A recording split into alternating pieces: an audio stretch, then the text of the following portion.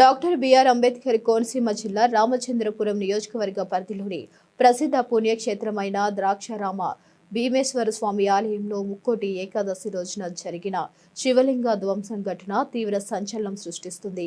ఆలయానికి సమీపంలో అతి పురాతన కపిలేశ్వర ఘట్టం వద్ద ఉన్న శివలింగాన్ని గుర్తు తెలియని దుండగులు ధ్వంసం చేయడం పట్ల భక్తులు తీవ్ర ఆగ్రహం వ్యక్తం చేస్తున్నారు.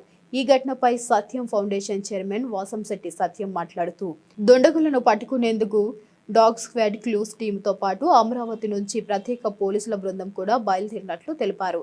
దుండగులు పట్టుబడే వరకు ఈ ప్రాంతం నుంచి ఎవరూ కదిలే ప్రసక్తి లేదని దగ్గరుండి పర్యవేక్షించమని మంత్రి స్పష్టంగా చెప్పినట్టు ఆయన తండ్రి వాసంశెట్టి సత్యం వివరించారు.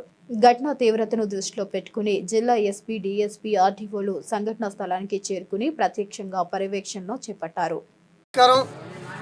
ద్రాక్షారామ పరమ పవిత్రమైనటువంటి దక్షిణ కాశీగా త్రిలింగ క్షేత్రాల్లో ఒకటైనటువంటి శ్రీ భీమేశ్వర స్వామి వారి యొక్క ఆలయ కోనేరు వద్ద ఉన్నటువంటి కపాలేశ్వర స్వామి సనాతనంగా ఈ యొక్క రేవుకి కపాల తీర్థం అని పేరు. ఇక్కడ ఈ సప్తగోదావరిలో ఒక మూల, ఓ పక్కన శ్మశానం.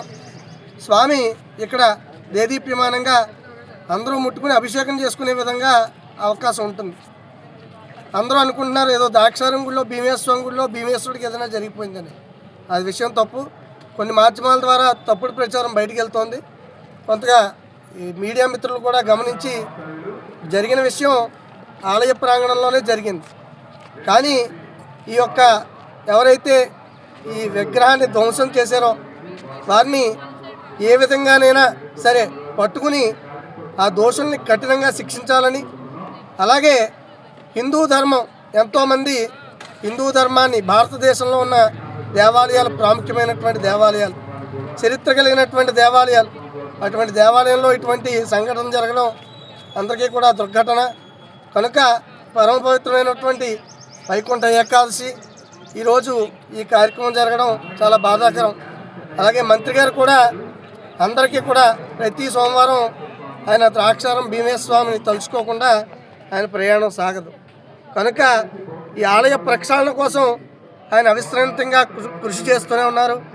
ఈ సంఘటన జరిగిన వెంటనే ఆయన కూడా దిగ్భ్రాంతి చెంది తక్షణమే అధికారుల్ని ఆదేశించి సమగ్రంగా విచారణ చేసి ఎవరినో తీసుకొచ్చి ఇది వీరేం చూపించకండి, ఏదైతే న్యాయం ఉందో ఎటువంటి దోషులు ఎవరైనా సరే కఠినంగా శిక్షించండి అని చెప్పి ఆయన అధికారులను ఆదేశించడం జరిగింది. కావున హిందూ బంధువులందరికీ ఒక చిన్న మనవి. ఎందుకంటే ఈ దుర్ఘటనలు జరగడం మనందరినీ కూడా చాలా కలిచివేస్తోంది. కానీ మనమందరం కూడా సమయంతో ఉండి ఈ యొక్క ఏదైతే సాయంత్రం రిజల్ట్ వచ్చిన తర్వాత పూర్తి వివరాలన్నీ కూడా మీడియా ముఖంగా తెలియజేయడం జరుగుతుంది.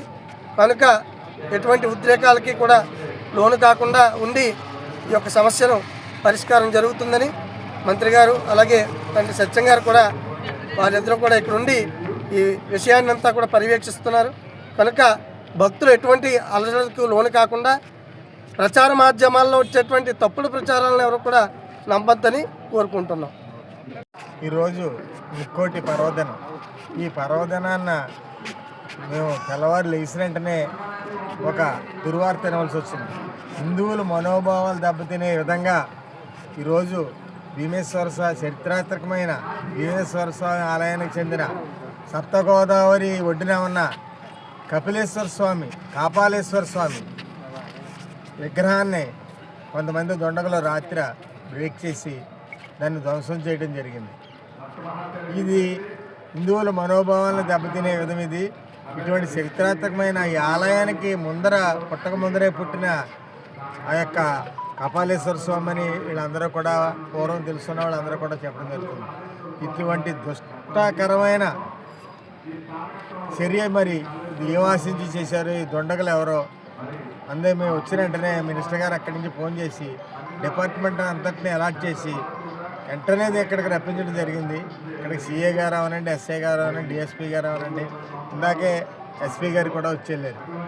అందరూ కూడా డిపార్ట్మెంట్ని అలాట్ చేయటము, మొత్తం అంతా ఈ దేవాలయానికి సంబంధించిన ఏదైతే పాలకవర్గం ఉందో ఆ ఆఫీసర్స్ ఎవరైతే ఉన్నారో వాళ్ళందరినీ అలర్ట్ చేసి ఇక్కడ ఏం జరుగుతుంది ఏంటన్నది ట్రేస్ చేయడం జరుగుతుంది. ఇప్పుడే డాగ్ క్లూస్ టీం కూడా వచ్చి వాళ్ళు పర్యవేక్షించుకున్నారు.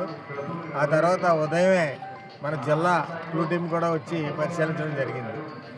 ఒక హాఫ్ అన్ అవర్లో అమరావతి నుంచి కూడా clue team, special clue team వస్తుంది. దాని మీద ఏ విధమైన అన్ని రకాల చర్యలు తీసుకోవడానికి డిపార్ట్మెంట్ అంతా సిద్ధంగా ఉంది.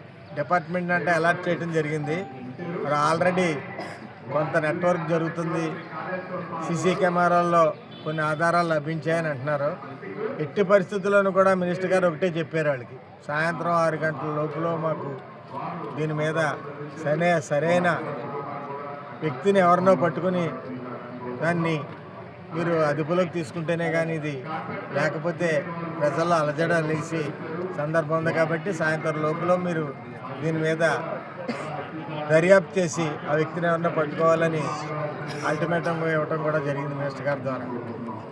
దీన్ని తేలే వరకు కూడా మేము ఇక్కడే ఉండి పర్యవేక్షించి సాయంత్రం లోపల దీన్ని క్లోజ్ చేసి ఇవ్వాల్సిన పరిస్థితి, పట్టుకోవాల్సిన పరిస్థితి ఉంది. కాబట్టి అసలైన దోషులు ఎవరో సాయంత్రం లోపల చెప్తామని పోలీసు వర్గాలు కూడా చెప్తున్నాయి. కాబట్టి మనం 6 గంటల దాకా వేచి చూద్దారు.